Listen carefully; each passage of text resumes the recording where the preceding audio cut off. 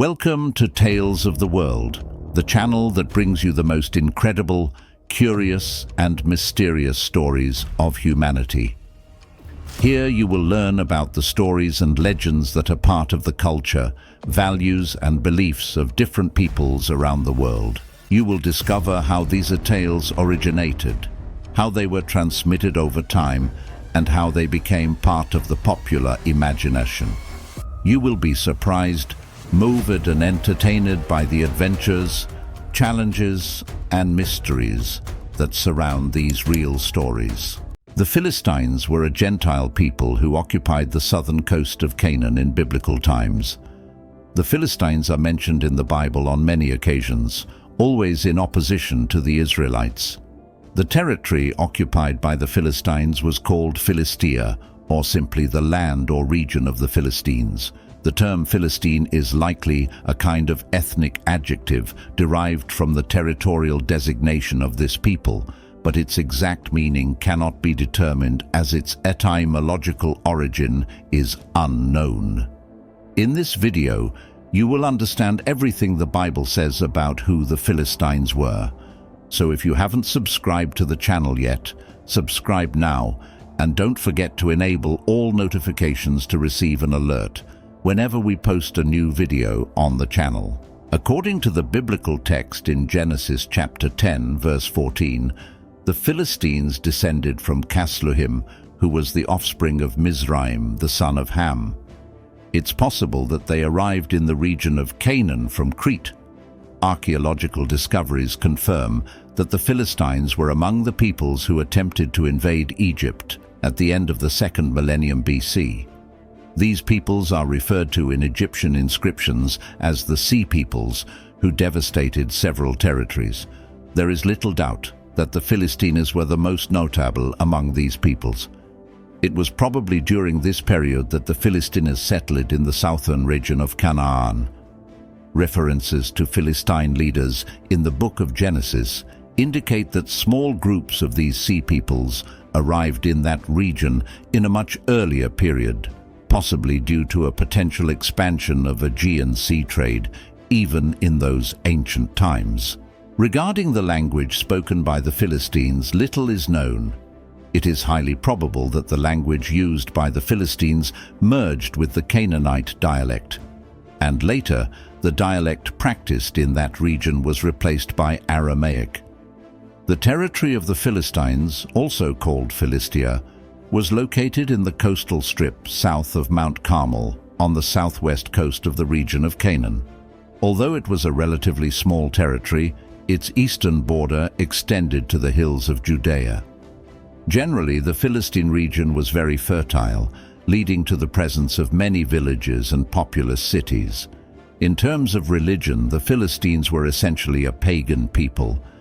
They worshipped Semitic deities, and among the gods worshipped by the Philistines were Dagon, with temples in Gaza and Ashdod, Astarte, with a sanctuary in Ashkelon, and Baal-zebub, with a temple in Ekron. All these gods were worshipped in the ancient Near East. The Philistines also had a reputation for being diviners. As for the political aspect, the 5 major cities of the Philistines operated under a city-state regime. Each city was governed by a leader acting as lords of these cities, and they operated independently. However, in times of external conflict, they would unite. Additionally, these 5 rulers formed a council that aimed for the common good of the people. If necessary, the decision of any lord could be overruled by the council. At their peak, the Philistine army was the most powerful in Canaan. They could muster an impressive contingent of soldiers, dominating the art of producing metal weapons. Their troops consisted of infantry, archers, and chariot drivers. Moreover, warriors of great stature and raiders were also among their ranks. For instance, the renowned giant Goliath was a warrior in the Bible. The early Philistines mentioned in the history of the Hebrew people date back to the patriarchal period. Patriarchs Abraham and Isaac had encounters with certain Philistines, including 2 kings named Abimelech and a general named PH. It's possible that the first Abimelech was the father or grandfather of the second. The Philistines are mentioned again in the biblical narrative during the Israelites' pilgrimage through the desert. At that time, they were already well established in the coastal region between Egypt and Gaza. Due to this, according to the Lord's instructions, Moses made a slight detour to avoid the Israelite caravan passing through the land of the Philistines. When the Israelites entered the Promised Land, there seemingly was no direct conflict with the Philistines. It was during the time of the Judges, after the death of Joshua, that the Philistines emerged as formidable enemies of the Israelites. They served as a tool in the hands of the Lord to punish his people's unfaithfulness, as described in the Bible. The Philistines also feature prominently during the days of Samson, one of the great heroes of the period of Judges in Israel. During that time, there likely was some coexistence between the Israelites and the Philistines. Samson, for example, even married a Philistine woman.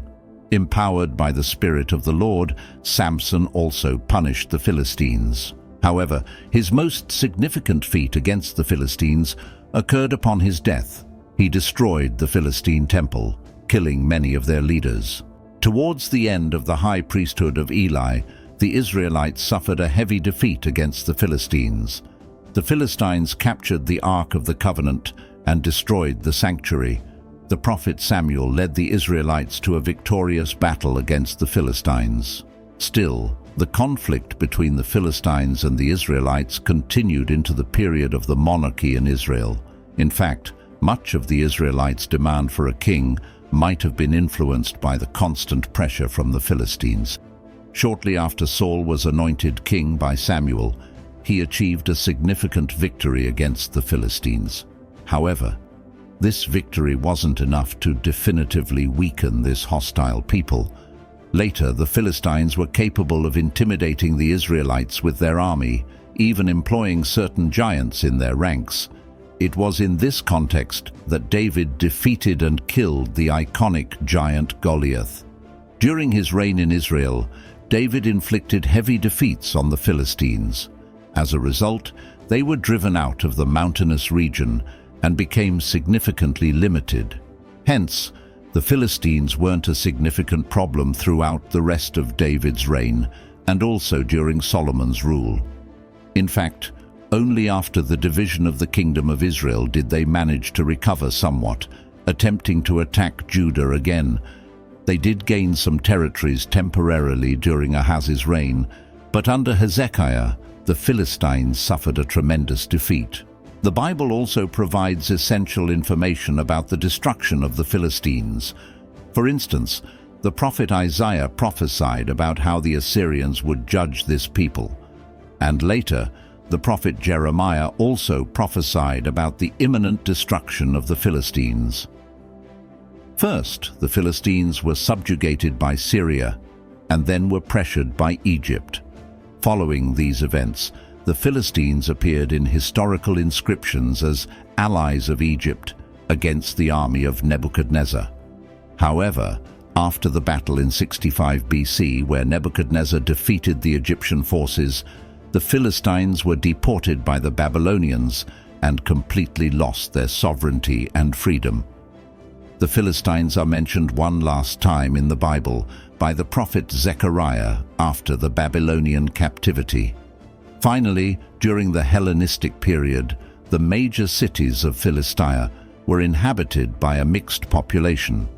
If you enjoyed learning about the history of the Philistines, subscribe to our channel and leave your comments.